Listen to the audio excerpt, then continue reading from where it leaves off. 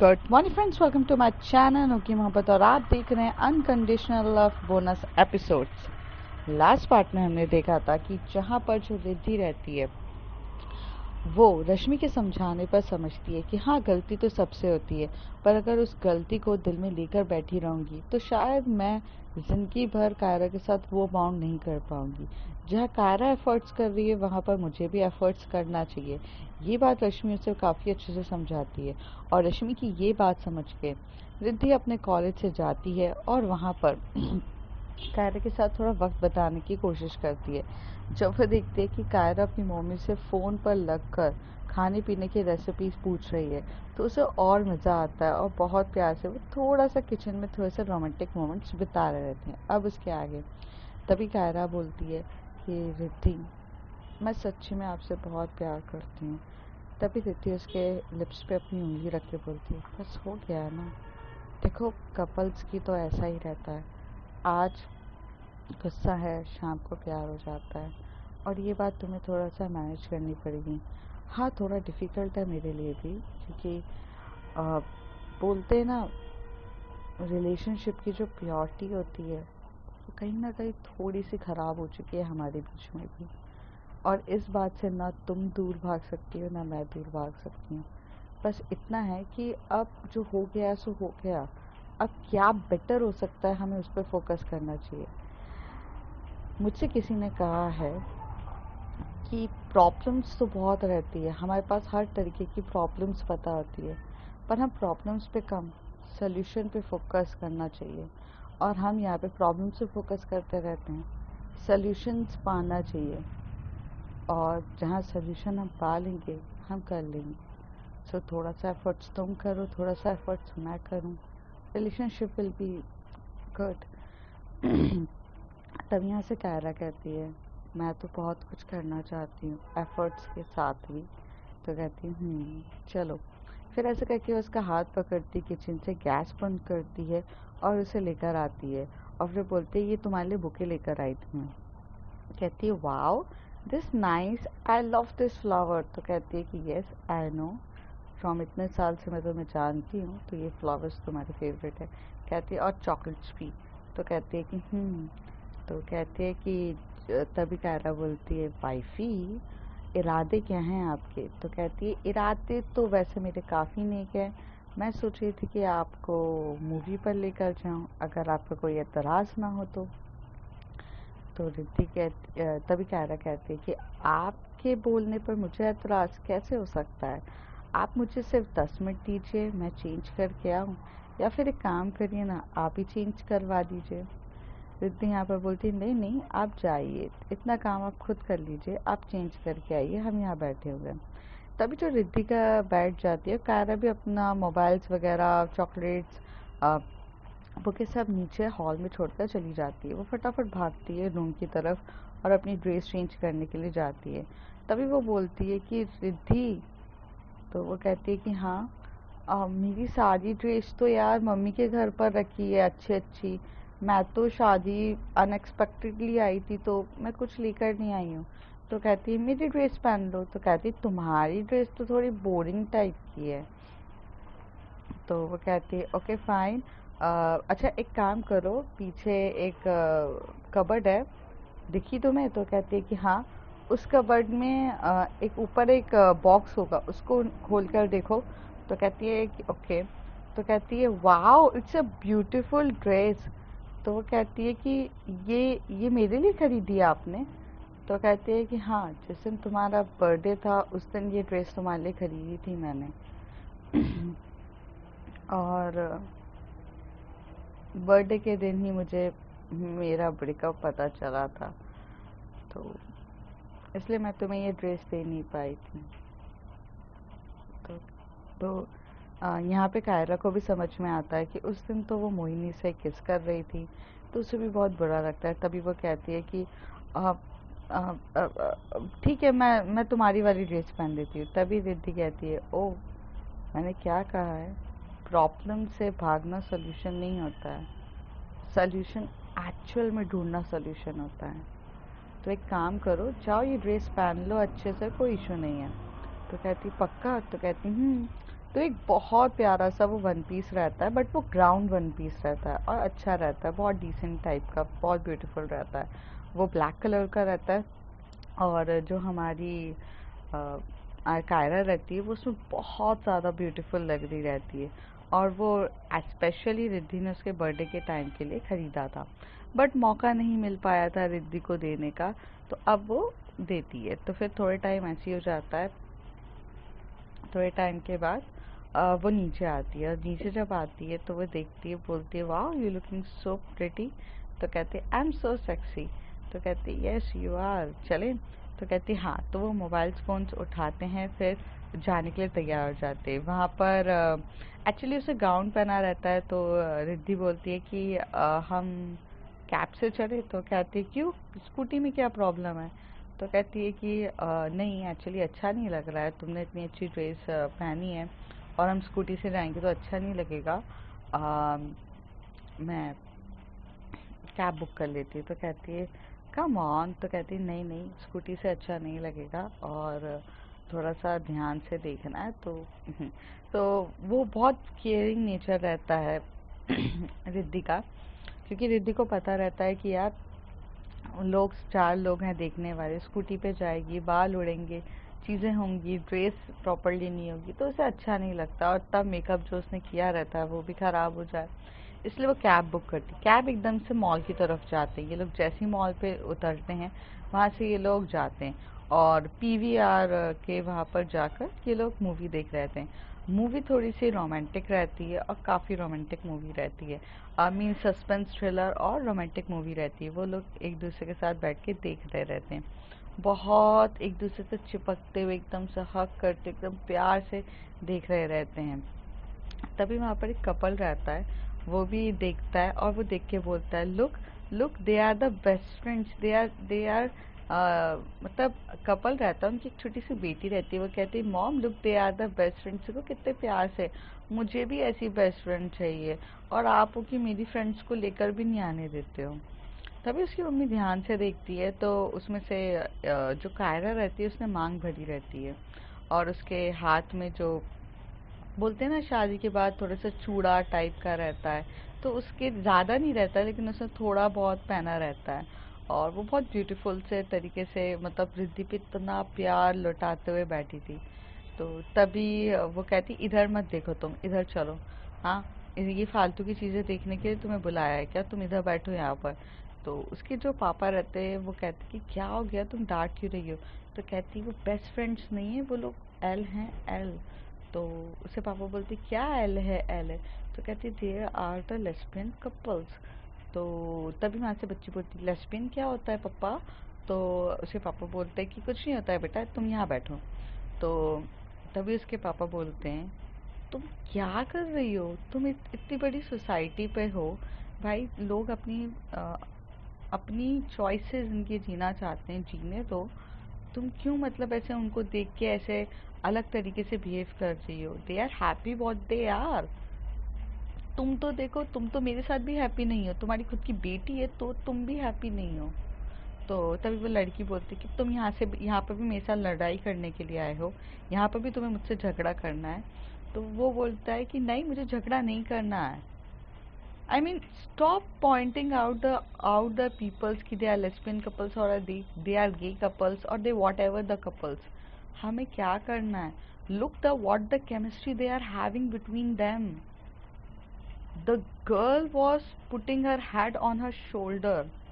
और कितने प्यार से वो लीन होकर उसके पास बैठी है। इतना तो तुम भी मेरे साथ नहीं बैठी होगी, और तुम्हारा तो और मेरे बीच में तो नॉर्मल कपल्स हैं, तब भी नहीं है। So stop pointing out the peoples, the matter is all about love. और वो देखो कितना प्यारा है। तो उसके वो अपने पापा की तरफ देख के बोलती पापा मुझे भी ऐसा चाहिए। तो उसके पापा उस गोदी में अपनी बेटी को लेके बोलते कि बेटा तुम्हें जो चाहिए वो तुम्हें वक्त के साथ खुद पता चल जाएगा।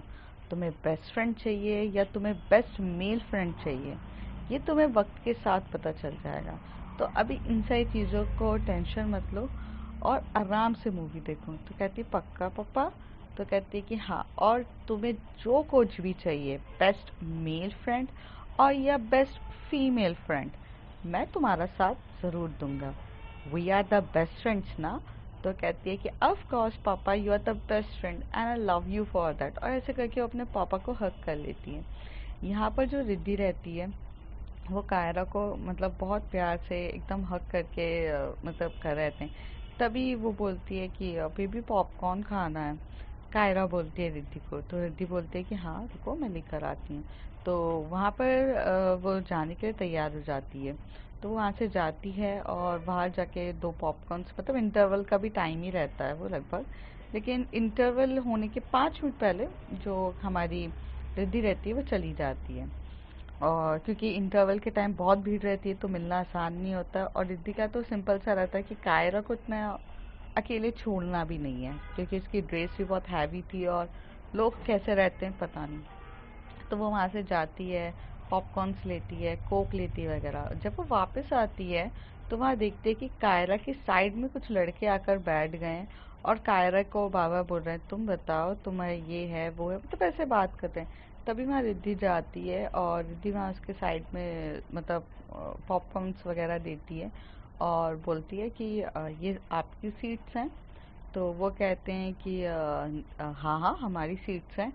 तो तभी कायरा बोलती नहीं रिद्धि ये इनकी सीट्स नहीं है, ये फालतू के यहाँ आके बैठे हैं।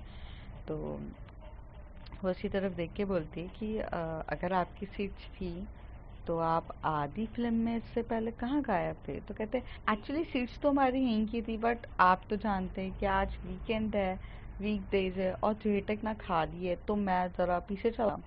तो कहती है दैट्स गुड, तो अभी भी पीछे चली जाइए, रिद्धि बोलती है। तभी कायरा बोलती कि हाँ हाँ जाओ पीछे जाओ। तो वो लड़का की सीट तो रिद्धि से 2 बार पूछती है नहीं दे। तो वो नहीं नहीं मुझे यहाँ नहीं जाना है। तो कायरा बोलती है रिद्धि हम आगे जाकर बैठ जाएं। तो रिद्धि बोलती है कि नहीं नहीं हम भी यहीं, बस तुम थोड़ा सा उठो। तो वो उठकर ना एकदम कॉर्नर वाली जो सीट्स होती है ना वहां पर रिद्धि को कायरा को बिठाती है और इस लड़के के बाजू में बैठती है। और वो लड़का एकदम बोलने लगता है अरे मैडम इन कहाँ कहाँ जा रहे हो आप, जब वो कायरा उठ रही थी। तो कहती है कि कहीं नहीं। तो उतनी देर में वहाँ रिद्धि बैठती है और इधर बैठती है, और फिर रिद्धि कायरा को अपनी पूरे तरीके से बाहों में लेती है और अच्छे से। कायरा जो रहती है जब भी बाहों में थी तो वो लड़का उसे घूरे जा रहा था और रिद्धि का पूरा फोकस मूवी की तरफ था।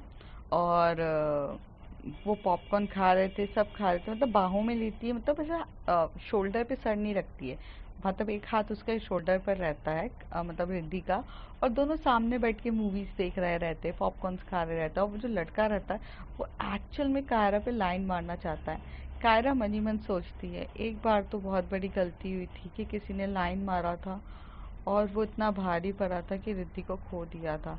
इस बार मैं रिद्धि को कभी नहीं खो सकती है। भाई दूर रहो मुझसे, कितने भी दूर रहो, मुझे मेरी वाइफ ही ठीक है और कोई नहीं। तो रिद्धि ऐसी सोच में बैठी रहती है, फिर वो पॉपकॉर्न नहीं खाती है। तो तभी सॉरी कायरा ऐसी सोच में बैठी रहती है, पॉपकॉर्न नहीं खाती, तभी रिद्धि उसकी तरफ देखती है और बोलती है व्हाट। तो कहती है कुछ नहीं नथिंग। तो कहती है पॉपकॉर्न खा लूँ। तो वो देती है उसके पॉपकॉर्न और उसे बोलती है लो खाओ आराम से। तो वो पॉपकॉर्न खाती है और कहती है कि हाँ ठीक है हम चलें कहीं पे। तो कहती है कि अरे बाबा तुम्हें कहाँ जाना है, मैं हूँ ना, तुम्हें इतना डर क्यों लगता है। तो कहती है कि सिद्धि मैं एक बार तुम्हें खोने का मैटर हैंडल कर चुकी हूँ, मैं अपनी कोई बचकानी हरकतों से तुम्हें हर्ट नहीं करना चाहती हूँ। तो अब कायरा के अंदर में भी वो डर बैठ चुका था। तो रिद्धि बोलती है तो मेरे साथ होकर भी कंफर्टेबल नहीं हो। तो कहती नहीं नहीं तुम्हारे साथ रह के तो मैं काफ़ी कंफर्टेबल हूँ, बस वो लड़का मुझे बहुत घूरे जा रहा है। तो रिद्धि बोलती है ओके तो तुम सामने मूवी पे ध्यान दो, ignore that peoples, lots of peoples are going surround, lots of the peoples are going to all the time। तो क्या सबसे लड़ना है। तो कहती है नहीं नहीं बस अच्छा नहीं लग रहा है। तो कहती है कोई बात नहीं मेरे पास रहो। तो ऐसे करके वो पॉपकॉर्न खा जाता है। तभी वो जो लड़का बोल यार ये बीच में आकर खड़ी हो गई, वरना तो इस पे लाइन अच्छे से मार सकता था, और ये तो इतनी भोली भाली है कि मैं ट्राई तो कर सकती। तभी पता नहीं कायरा को क्या होता है, वो कायरा को गंदी नज़र से देखता है और अपने फिंगरों से इशारे करने लगता है।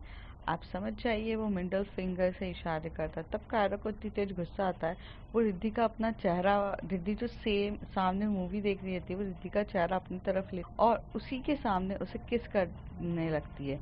और रिद्धि एकदम से शॉक्ड हो जाती है कि कायरा को एकदम से क्या हो गया है। और रिद्धि को बहुत अच्छे से किस कर रही थी, जब रिद्धि के पूरे बालों में किस, मतलब बालों के वहाँ पर हाथ लेके जाती है और उस लड़के की तरफ वो भी अच्छे से मिडिल फिंगर दिखा के बोलती है कि look, now I am committed, so don't dare to fuck with me.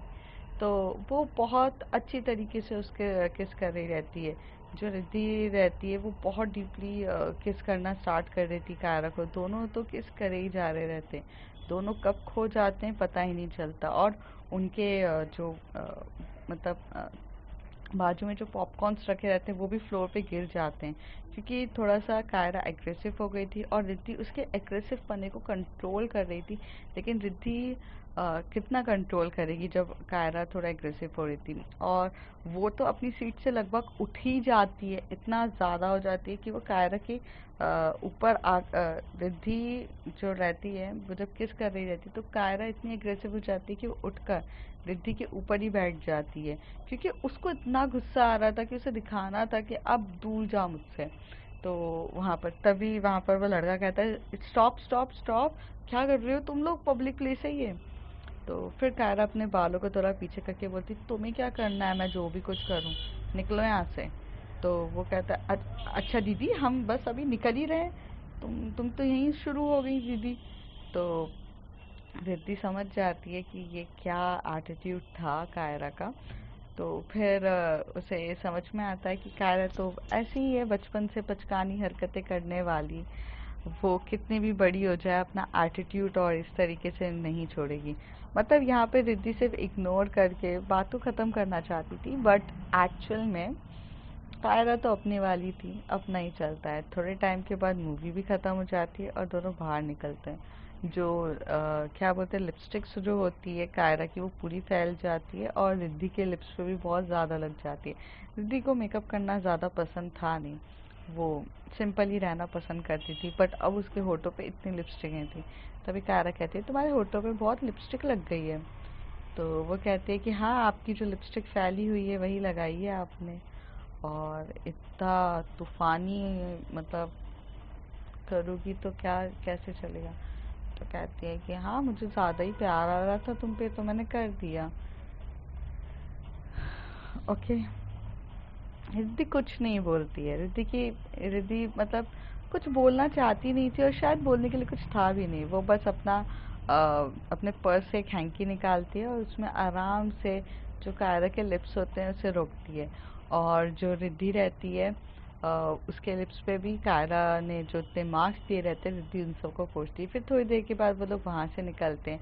तो जो कायरा बोलती है कि रिद्धि, मुझे ना थोड़ा सा गेम जोन में गेम खेलना है, तुम चलोगी? तो कायरा कहती है चलो। फिर कायरा को रिद्धि कहती है हाँ चलो।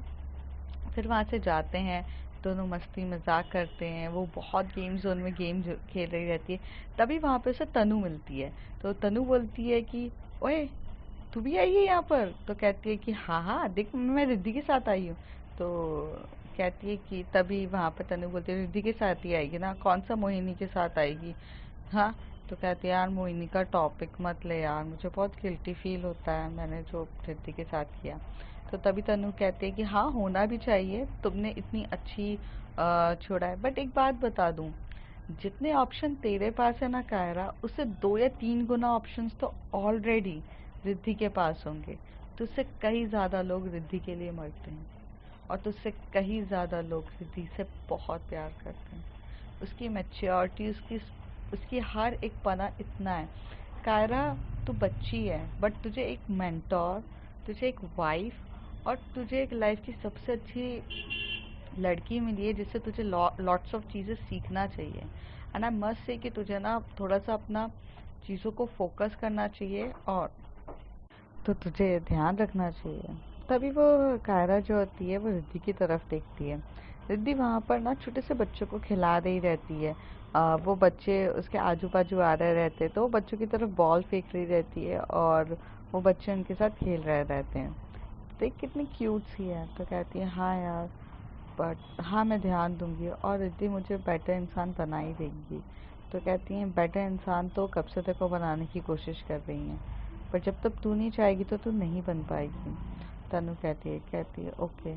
तभी वहाँ से पुनीत आके बोलता है और न्यूली वेट यस।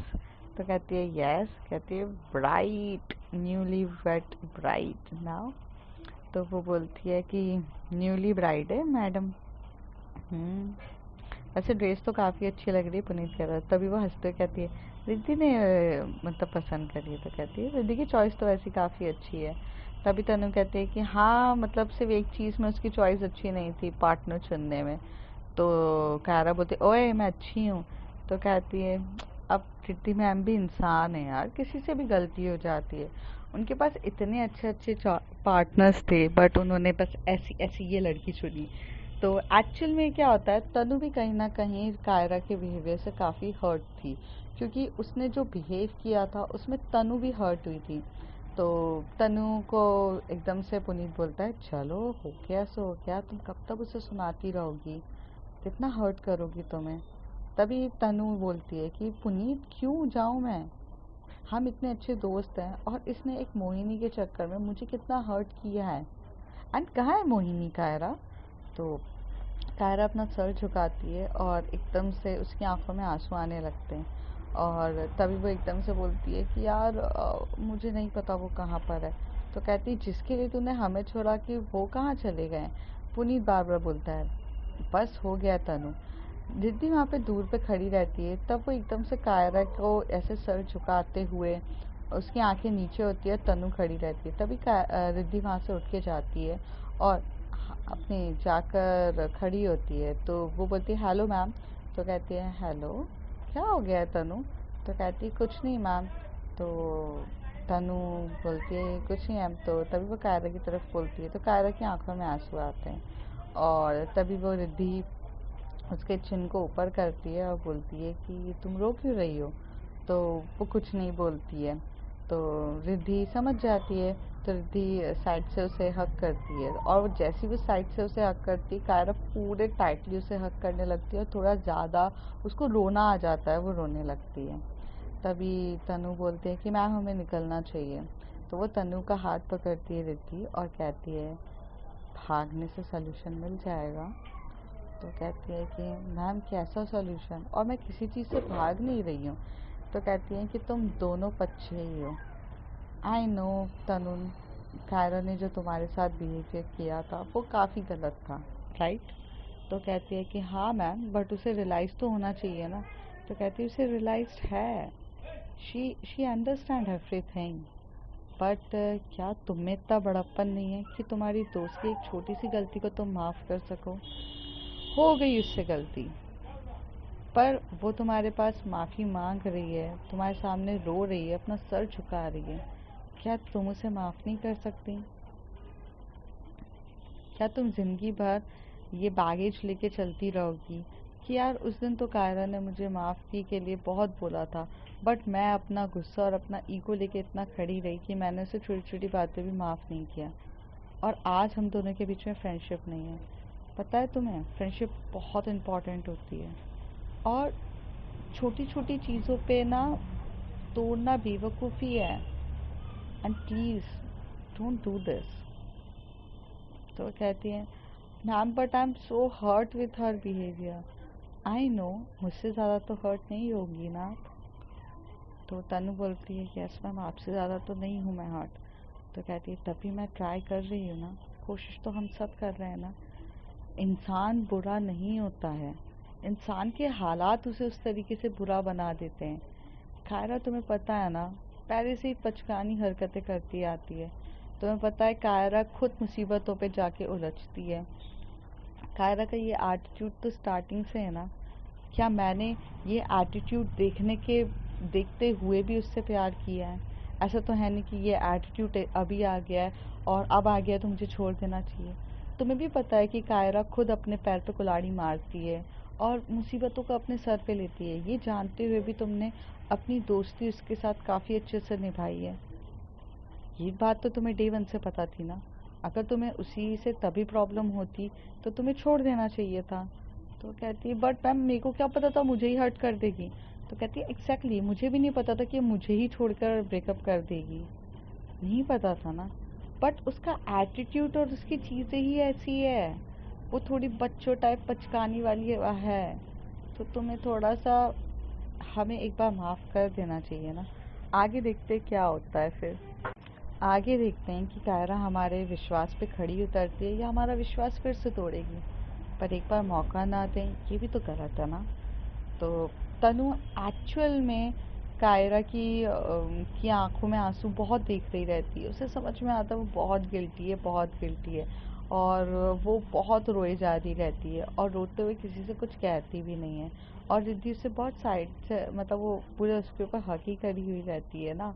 तो थोड़े टाइम के बाद रिद्धि बोलती है कायरा माफ़ी मांगो और तनु से अच्छी दोस्त तुम्हें कहीं नहीं मिलेगी। और तुम्हारे आंसू भी पोंछने का हक सिर्फ तनु को है। तो तनु उसे बोलती है चल आ जा मैंने माफ़ किया तुझे हक कर। तो वो उसे हक करती है और काफ़ी टाइटली हक करती है। और हक करने के बाद कायरा का जो रोने का लेवल कम था वो और बढ़ जाता है। वो बहुत रोने लगती है। तब तनु को रियलाइज़ होता है यार कि हर्ट तो है काफ़ी और उसे रियलाइज़ हो रहा है अपनी गलती के लिए। और एक इंसान एक छोटी सी गलती करता है तो उसे हम मार थोड़ी ना सकते हैं। ऑफ कोर्स हमें उसे थोड़ा सा मौका देना चाहिए। पुनीत वहाँ से मैम की तरफ देखता है और मैम को बोलता है थैंक यू।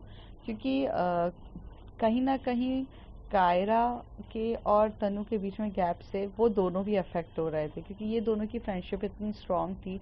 और ये दोनों अब एक दूसरे के साथ वक्त नहीं बिता रहे थे तो चिड़चिड़ापना दोनों का ही था। तो ये जैसी होता है तो वो थैंक यू बोलता है तभी वो बोलती है ठीक है। तभी कायरा अपने आंसू पोंछती है और कहती है सॉरी तनु तनु तू मेरे साथ घूमने चलेगी। तो तनु बोलती है नहीं नहीं मेरे को नहीं जाना। तू जा भाई। वैसे भी अभी अभी तेरी शादी हुई है तू घूम। मैं तो नहीं मेरे को नहीं जाना। तो पुनीत बोलता है वो इतने प्यार से तुमसे पूछ रही है और तुम अपना एटीट्यूड छोड़ो। तो कहती है तुम चुप रहो ना उसे अपनी वाइफी के साथ थोड़ा वक्त बिताने दो ना। तुम काहे को पीछे पड़ रहे हो तुम मेरे साथ बिता नहीं सकते क्या। तो वो बोलता है मैं तो बिता ही रहा हूँ। तो कहती बस चलो चुपचाप ए तू जा और मुझे फ़ोन पे बात करना मुझसे। तो यहाँ पर जो रिद्धि रहती है वो हंसती है। उसे हंसी आ जाती है क्योंकि मतलब इन दोनों का बच्चों वाला एटीट्यूड वगैरह। तभी जो कायरा होती है वो एकदम टर्न होती है और रिद्धि को हक कर लेती है। अब जब वो इस बार रिद्धि को हक करती है तो वो बहुत जोश में एकदम कूद जाती है। और कायरा के हक की वजह से जो रिद्धि है वो गिरने वाली रहती है। तो वो थोड़ा सा संभल के कहती क्या हो गया तुम एकदम से इतना कूदते हुए हक कर रही हो। तो कहती है thank you so much Riddhi. Thank you so much कि तुमने मेरी और मेरी फ्रेंडशिप को पहले जैसा कर दिया। I mean I don't understand कि मैंने दुनिया के कुछ अच्छे कर्म करे होंगे कि मुझे तुम मिली हो। तो मुझे हर तरीके से संभाल लेती हो मेरी गलतियों को भी और मेरी पूरी फैमिली को भी। तुम्हारे जैसा लाइफ पार्टनर पाना मेरी खुशनसीबी है।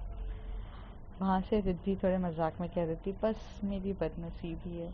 तो एकदम से वो उसके दिल पे मारती कहती आउच लग रहा है। तो कहती है बदनसीबी हूँ मैं पाना। तो कहती मजाक कर रही हूँ अब ये देखो तुमने पूरा फेस अपना रोटलू बना दिया है। चलो वॉशरूम थोड़ा सा फेस को साफ करो और थोड़ा बेटर फील करोगी। तो वहाँ जाती है वॉशरूम में उसने फेस क्लीन कर रहे रहते हैं। तभी जो रिद्धि रहती है वो अच्छे से पूरा फेस क्लीन करती है और जाने के लिए रेडी होती है। तभी कायरा उसका हाथ पकड़ती है रिद्धि का बोलती है कि रुको ना इतनी जल्दी क्या है। तो कहती है कि हो तो क्या है अब वॉशरूम में क्या करना है। तो कहती है वही जो सब करते हैं और हमने भी बहुत बार किया है। तो कहती है क्या। तो कहती है किस किस नहीं करोगी आप मुझे और मुझे अभी आप पे बहुत प्यार आ रहा है मुझे किस करना है। तभी जो रिद्धि है वो थोड़ा सा दूर करती है और कहती है देखो ये पब्लिक टॉयलेट है ऑफिस कॉलेज का टॉयलेट नहीं था कि जहाँ पर मुझे पता रहता था कि कौन आ रहा है कौन नहीं आ रहा है। यहाँ पर थोड़ा अलग है तो तुम थोड़ा ध्यान से देके चलो। तो कहती है नहीं नहीं मुझे तो करना पब्लिक हो या क्या पब्लिकली तुम मुझे पूरे टॉकेज में किस कर सकती हो और यहाँ पर नहीं। तो वो कहती है first of all let me clear you, मैंने तुम्हें किस नहीं किया था, तुमने किस करके मेरे ऊपर चढ़ी थी। तो कहती वो तो मैं अभी भी कर रही हूँ, तब मना नहीं किया, तो अब क्यों मना कर रही हो। मना कायरा की ऐसी बातें सुन के रिद्धि कहती है मना तो मैं तब भी नहीं कर पाई थी और अब भी नहीं कर पाऊंगी। तो कहती है बस, और ऐसे कह के वो और पास में आती है, उसके लिप पे किस करना स्टार्ट। करीब 5 मिनट तक दोनों एक दूसरे के लिप पे किस करे रहते हैं, बहुत शांति से। एक्चुअली वो रोने के बाद जो एक प्यार होता है ना, जो उसके अंदर उभर रहा था कायरा का, और रिद्धि ये सब चीज़ें समझ रही थी। कहीं ना कहीं रिद्धि को भी हर्ट तो होती थी चीज़ें, बट वो यही सोच रही थी कि अगर वो हर्ट होती रहेगी तो वो सिचुएशन और अपने रिलेशनशिप को समझ नहीं पाएगी। As a human being she is also going to be hurt, but यही वाली प्रॉब्लम है। तो अब फ्रेंड्स आगे देखते हैं होता है क्या है, एंड आई होप आपको ये चीज़ें पसंद आ रही होगी। तब तक के लिए बाय बाय।